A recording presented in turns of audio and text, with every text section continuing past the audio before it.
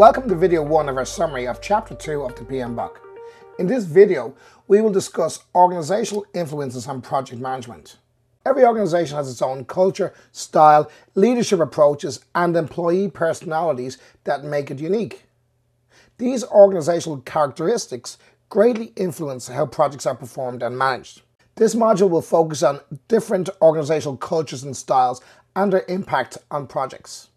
In addition, we will discuss communication within the organization and how different styles can impact how projects are conducted. Next, we will review the impact that organizational structure has on how projects are performed. And finally, we will examine organizational process assets and enterprise environmental factors. Organizations are unique and create their own cultural norms and styles for performing their operations. The norms and styles also impact project management, especially influencing the initiating and planning phases of a project. How work is performed and who makes the decision for the project will also be influenced by the culture of the organization. Cultures and operational styles are considered enterprise environmental factors. We will discuss these factors and their importance in Module 4. The culture and routine operational styles will impact the project's ability to meet the objectives, stay on budget, and finish on time. Project managers need to understand the organization's culture in order to effectively plan projects for success.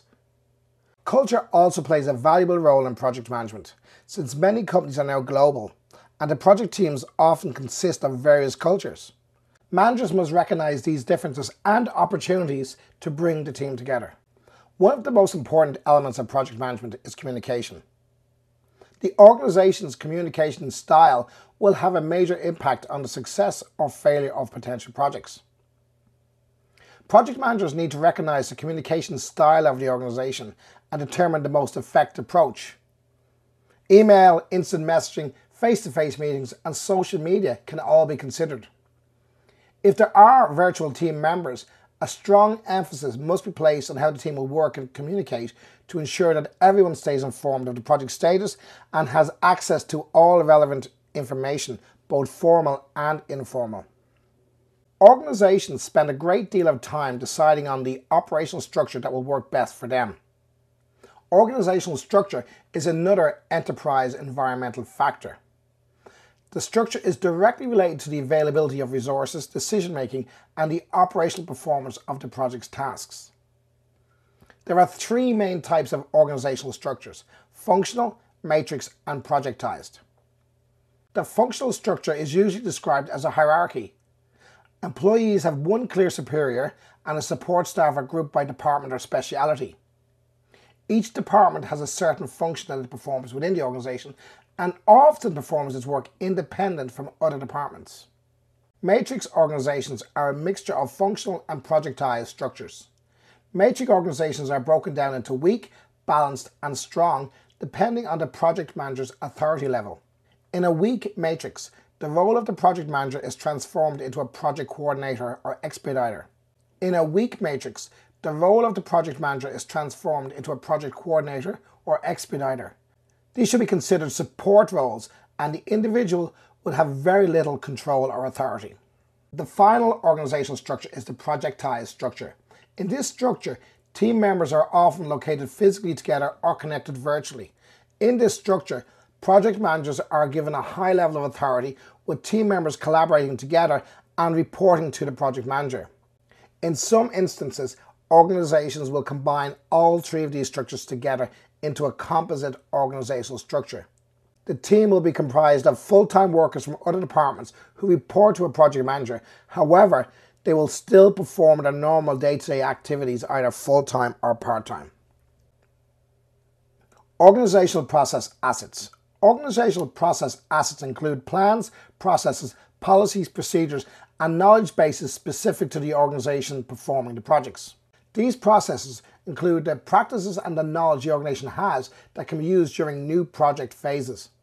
Organizational processes often come from the archived information about past projects and include risk data, schedules, and budget information. During new projects, the project team members will add to these processes and the knowledge base to assist future projects.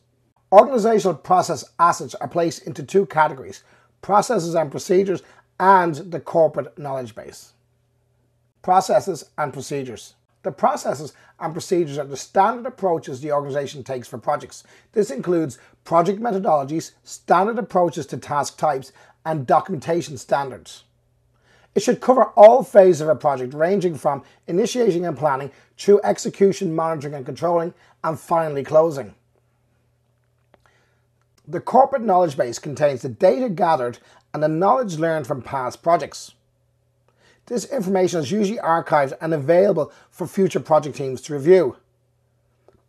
The knowledge base can include the following: configuration management knowledge base. This is the baseline for an organization's standards, policies, procedures, and even computer code. It is the baseline information the organization uses. Project documents. These are records of past projects and include financial analysis of results, lessons learned, and issue and defect management documentation and analysis. Action type results. This type of information contains analysis of results for projects and details of the exact project implementation.